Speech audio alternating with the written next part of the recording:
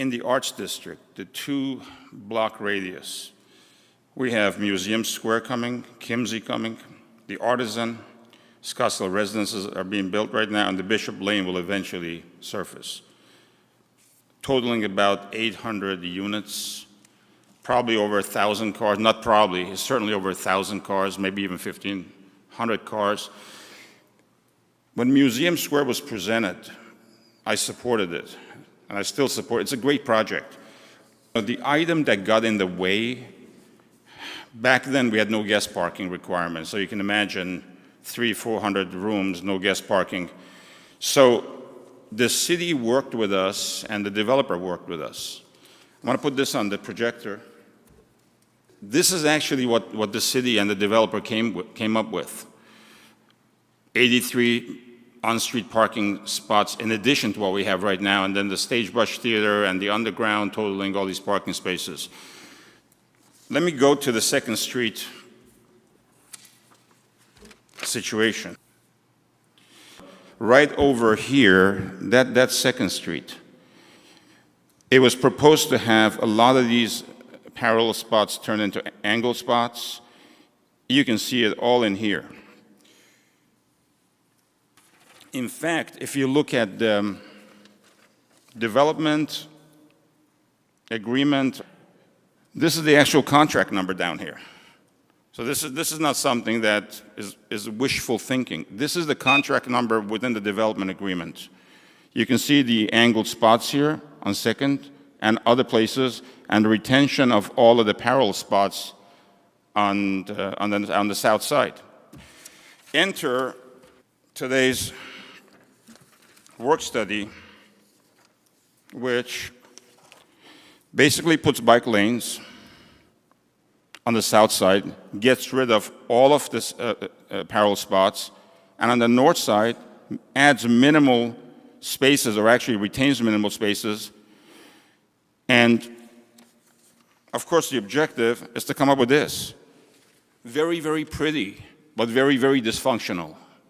Whatever happened to the contractual agreements that are in the Museum Square agreement? I mean, that's not what I want. This is something that was negotiated and voted on, and I was for it. Many other people were for it based on this. You can't all of a sudden throw that out and put this nice design here. I mean, legally speaking, it doesn't work, and even if it's not legal, with all these extra apartments coming here, how could you be removing parking spaces? Bike lanes are fine, but you don't have to go to this drastic approach. And it's going to be extremely unpopular, and I guarantee you that it's going to have a lot of resistance from the neighborhood. Thank you. Thank you. French Thompson. My name is French Thompson. My business address is 7148 East Main Street. Mr. Mayor, City Council people, you guys are all getting paid to be here. These guys are all getting paid to be here. I'm a volunteer. I shouldn't have to be here. I shouldn't have to hear the city talking about taking away any parking places.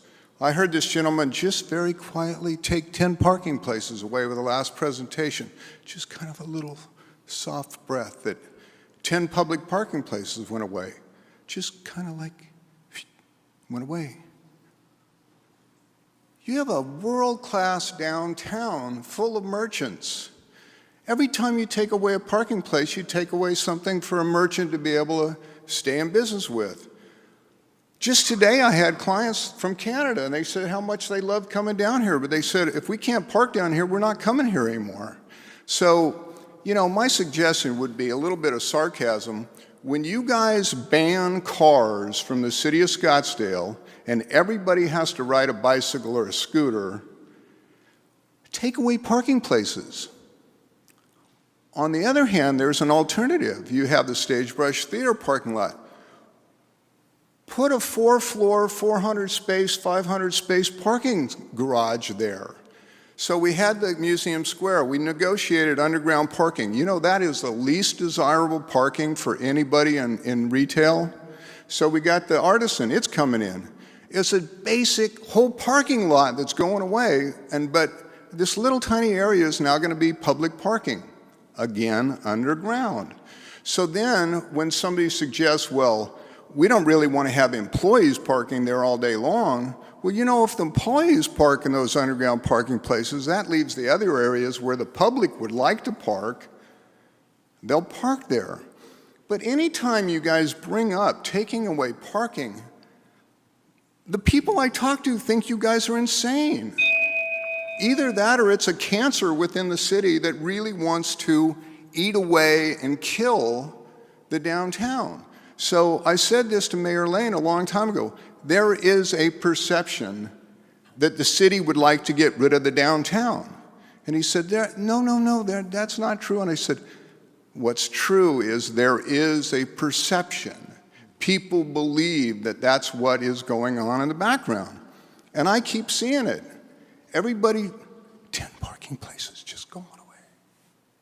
So let's keep the city of Scottsdale real. Let's put in conversation where, hey, we're going to put in more parking above ground instead of 10 places going away. So thank God you guys are here. And Councilwoman Millhaven said she doesn't want to see parking going away. Councilwoman Caputi says she doesn't want to see parking going away. Please don't take away more parking. Add to it. We got cars. We got people. Let's make them inviting that they can be here and find a place to enjoy your beautiful downtown. Thank you. Thank you. I will now close public comment.